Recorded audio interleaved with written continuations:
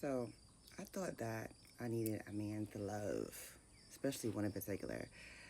But I realized that I needed to love myself. It took me to get charged with a DUI for me to understand that. And to the person who called the cops on me, the family that called the cops on me, whoever which one it was, I owe you two things. I owe you an apology. I'm sincerely sorry. And I also want to thank you. You did me a favor. For context, I got highly intoxicated. I showed up somebody's house looking for validation, looking for answers because, you know, what insecure drunk women do, basically. Looking for validation from someone. And then I got the cops called on me. And I was arrested and made a fool of myself. And in the long run, it cost me thousands of dollars, cost me my license, and a lot emotionally. But the emotional part is the part that I needed the most. So I needed that to happen, I guess. But I don't blame anyone but myself. I take full accountability for my actions. None of this would have happened if I made better choices as far as self-love. How about that? But if I made better choices all the way around. But self-love being the foundation. And I also said things while intoxicated that I should never say. Like, you know, I hate when people say, like, when you get drunk, the truth comes out.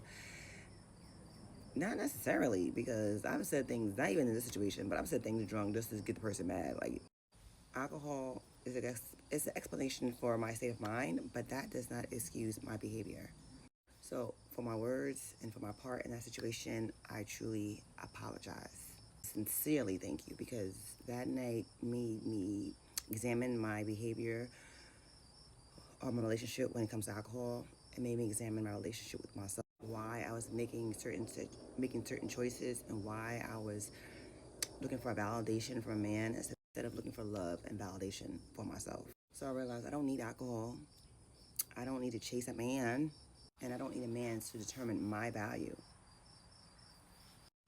I create my own life and create my life in the way I want it to, and not worry about what other people are feeling or thinking, or wanting to be wanted, or feeling the need to be wanted by anyone.